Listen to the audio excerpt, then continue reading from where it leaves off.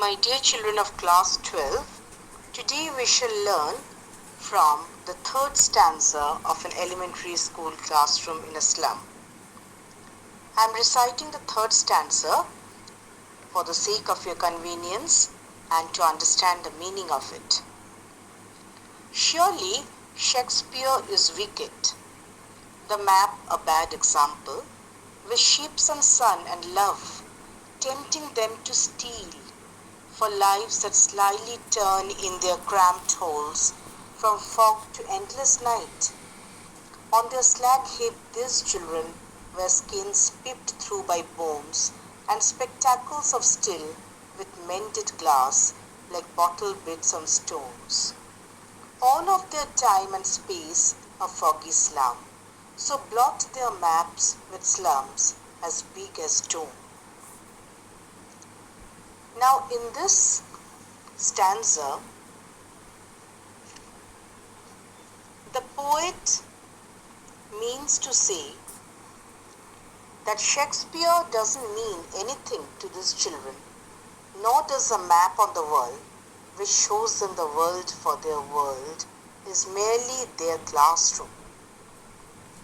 Rather, the beautiful world with all its allurements, such as the warm sun, beautiful ships, only tempt the children to run away from their miserable surroundings and cramped lives. And it's quite natural, children, that if you don't get all the facilities, if you don't get the minimum basic amenities of life, then you will also be tempted by the splendorous thing in front of you. So their houses are small, almost like narrow holes. There is no end to their miserable life, which begins with fog and ends with the same. And the poet is appalled at the fact that there is no redeemer here.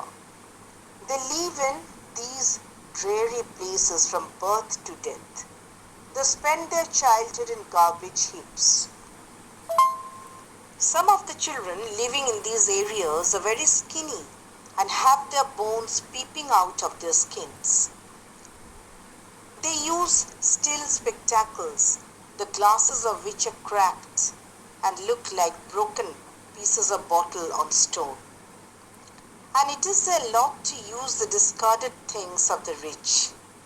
And it seems they are living in a perpetual state of gloom and despair.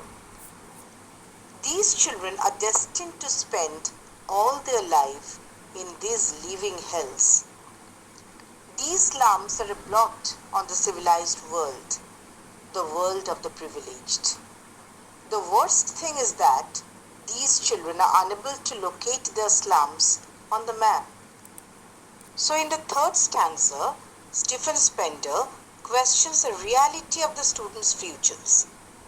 He raises the ironical questions: if Shakespeare is wicked and the map a bad example, because these give children ideas of escape from lead skies to sun-filled worlds and a love for life rather than dread or disillusionment.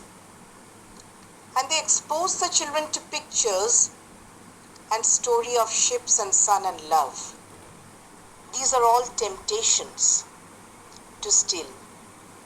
By exposing the students to the beauties of the world, the bourgeoisie appear to be assisting the slum to commit crime. And they tempt them by showing them a different world, a world that they cannot even dream of reaching. It's a matter of far cry to them.